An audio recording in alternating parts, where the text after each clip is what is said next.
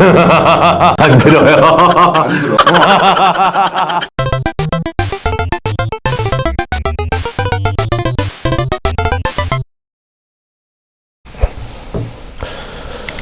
네, 안녕하세요. 차파구리 앱박규입니다. 제가 오늘은 좀 조치하죠. 누워서 이렇게 저도 집에서 이제 좀 폰을 좀 가지고 검색 좀 하다가 폭풍 검색을 하다가 잠을 들려고 했었는데 보통 저는 이제 차량 검색을 많이 하죠. 저도 검색하다 보니까 이게 안 되겠어요. 이거 꼭 알려드리고 잠을 자야지 잠이 올 것 같아서. 요즘 뭐 차량 이렇게 검색하면 블로그나 이런 데 쫙 이제 뜨는 게 녹색 검색창에 그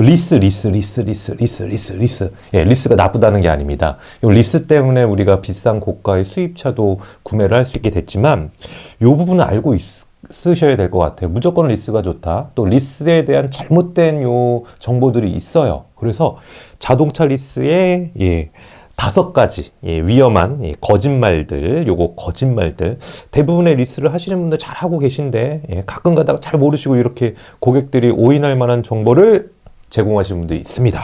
그래서 일단 올 현금으로 구매하시는 분들은 뭐 리스를 이 영상을 안 보셔도 되고, 또 렌트를 하실 분들은 좀 개념이 다르죠. 차가 이분들 제외하고, 또 법인 사업자 경비 처리되는 부분이 다르기 때문에, 또는 개인 사업자 연소득 3억 이상 소득세율이 40% 넘어가기 때문에 이런 분들, 또는 내 명의로 사면 안 되는 개인적인 사정이 있으시다, 이런 분들 제외하고는 리스하지 마세요.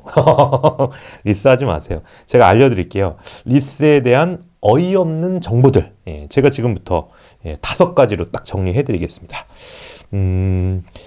요 리스 하면 또 이제 경비 처리 때문에 또 사업하시는 분들이 많이 생각하시는데, 리스만 경비 처리가 된다? 아닙니다. 리스만 경비 처리가 되는 게 아니라 이게 이제 할부로 차를 구매해도 경비 처리가 되고요. 또 현금으로 구매해도 경비 처리가 됩니다. 그 당해년도에 구매한 부분에 대해서는 세금 처리를 할 때, 세금 신고를 할 때 요 자동차 등록증으로 증빙을 해서 경비 처리가 됩니다. 뭐 리스 같은 경우는 월간 금액, 월 납입금을 가지고 연간 800만 원 한도로 리스료 기준으로 이렇게 경비 처리하는데, 차량 구매 할부 현금도 경비 처리가 된다는 거, 요건 꼭 알고 계셔야 돼요. 그래서 어디서 리스만 경비 처리가 되니까 고객님 리스로 하시죠? 믿으시면 안 되고, 또 리스만 세금을 안 낸다? 세금이 절감된다? 이것도 아닙니다. 취득세, 자동차세 다 냅니다. 리스도. 요 월 납입료에 포함이 되어 있는 경우가 있고, 월 납입료에 포함이 안 되면 별도로 내가 부담을 해야 돼요. 취득세 아마 리스 견적서 보시면 들어가 있고, 자동차세 불포함입니다. 이런 견적서도 있고, 포함이면 월 납입료에 요 플러스가 돼 있는 거예요. 요 한 가지는 세금이 아니라 건보료 문제죠. 건보료 부분이 요 지역 가입자의 같은 경우, 직장인 가입자는 해당이 안 되고, 지역 가입자의 경우 요 리스를 할 경우 자산으로 안 잡히죠. 그래서 내 재산으로 내 명의로 샀을 때는 5천만 원짜리 수입차 기준으로 월 납입료가 2만 원 올라요. 그래서 요 건보료 부분은 2만 원 정도, 5천만 원짜리 자동차 같은 경우 2만 원 정도 아낄 수 있는 부분이 있습니다. 하지만 세금과는 관련이 없다. 요 건보료를 제외하고, 건보료가 세금인가요? 세금은 아닌가요? 건보료 어쨌든 세금이 될 수도 있겠네요. 건보료를 제외하고 세금 이렇게 혜택이 있는 건 없다. 이렇게 봐주시면 돼요. 그리고 리스만 반납 인수 선택이 나중에 가능하기 때문에 차를 자주 교체하시는 분들은 이렇게 하세요. 또는 중고차 감가를 걱정하시는 분들은 리스로 하세요. 이것도 거짓말입니다. 다 거짓말이네. 그러면 벤츠도 MB쇼라고 있습니다. 유예 할부입니다. BMW 같은 경우도 스마트 할부가 있고, 폭스바겐, 아우디도 유예 할부 상품들이 다 있습니다. 이 유예 할부를 할 경우 리스하고 똑같이 잔존 가치를 잡아서 나중에 만기 시 이 잔존 가치를 다시 할부로 하거나, 또는 잔존 가치를 상환하거나, 또는 잔존 가치를 안 갚고 차를 반납하거나 다 됩니다. 리스만 차량 인수 반납을 나중에 선택하는 게 아니에요. 이 유예 할부 프로그램 각 딜러사별로 있는 거, 각 브랜드별로 있는 거 다 됩니다. 그래서 리스만 반납 인수, 요것도 거짓말. 자, 그 다음 4번째는 리스만 초기 비용 월 납입을 작게 만들 수 있다. 요것도 이 리스가 초기 비용이 작아질 수는 있어요. 왜냐하면 60개월까지 요게 될 겁니다. 리스가 보통 5년. 그리고 잔존 가치를 크게 잡을 수 있습니다. 그래서 이 잔존 가치란 거는 이 잔존 가치에 대해서 월 납입금 상환을 안 하고 이자만 부담하고, 나머지 부분, 잔존을 제외한 부분에서 월 납입을 상환하기 때문에 월 납입금을 작게 만들 수 있고, 초기 비용도 아마 취득세, 요 등록세까지도 다 이제 월 납입금으로 쪼개기 때문에 초기 비용이 아마 싸질 거예요. 근데 이거 리스만 초기 비용이 싸지는 게 아니라 특히나 요 1금융권의 신한 마이카는 120개월로 할부가 되잖아요. 그럼 월 납입금도 적어지고 초기 비용도 적어지겠죠.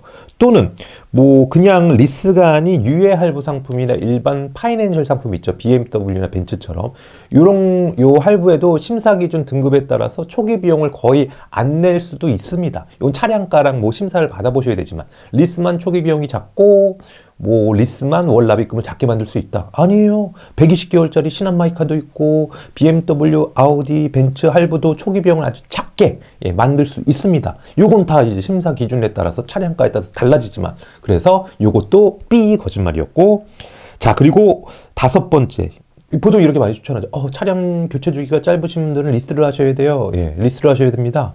요즘 차량 교체 주기가 점점 짧아지고 있는데 짧다는 기준이 몇 년인가요? 3년이에요? 4년이에요? 5년이에요? 이걸 리스 같은 경우 제일 짧은 기간이 아마 3년일 텐데 그건 3년 안에 내가 바꿔야 되는데 그 위약금이 얼마인 줄 아세요? 리스가? 30%? 예, 이 정도 되는 경우도 있어요. 위약금 누가 제주나요? 그러면 승계를 하면 된다고 승계자 찾아보셨어요? 리스 승계가 얼마나 어려운데.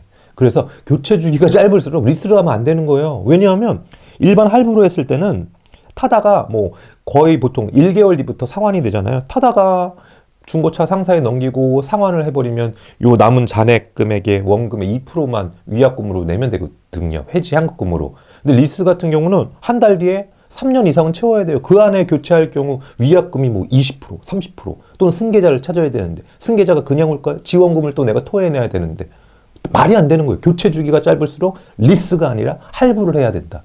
이겁니다.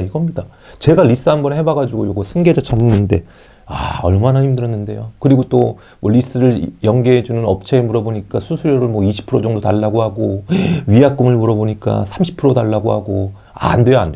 교체 주기가 짧을수록 리스가 아니라 할부를 선택하라는 거. 그래서 마음 편히 할부로 하세요. 뭐 사정이 있어서 법인 리스 해야 되고 개인 사업자인데 소득이 너무 많아서 제 명의로 차를 갖고 있으면 안 돼요. 누가 뭐 검사하나요? 그래서 마음 편히 현금으로 구매하는 게 제일 좋지만 마음 편히 할부로 해서 한 달 뒤, 2달 뒤에 혹시라도 모르잖아요. 내가 중고 상사에 넘기고 제일 급할 때는 또 직거래로 넘기고 아무래도 리스보다는 할부 그냥 요 할부 상품은 현금차로 봅니다. 중고차 요 시장에서 왜냐하면 그 돈을 받아서 바로 할부 상환을 하는 조건에 판매하니까 그래서 그냥 위약금 요 해지 중도 상환 위약금 요거 2%만 내고 하셔야지 뭐 리스 이거 정말 사정이 있어서 하실 분들 말고는 리스 쳐다도 보지 마시고 할부를 선택하시기 바랍니다. 그리고 돈 모아서 현금으로 사는 게 제일 좋지만 저도 할부로 다 사요. 자, 지금까지 샤파구리 바꾸였고요. 자려고 했는데 이것도 편집하고 자야 되네. 하도 제가 차 검색을 하다가 리스에 대한 뭐 잘못된 정보들이 그냥 홍수처럼 넘쳐나고 있길래 한번 말씀을 드렸습니다. 궁금하신 건 또 댓글이나 카톡으로 문의 주시고요. 졸리네요. 저는 편집하고 빨리 자겠습니다. 구독, 좋아요 부탁드립니다. 지금까지 차파구리 바꾸였습니다.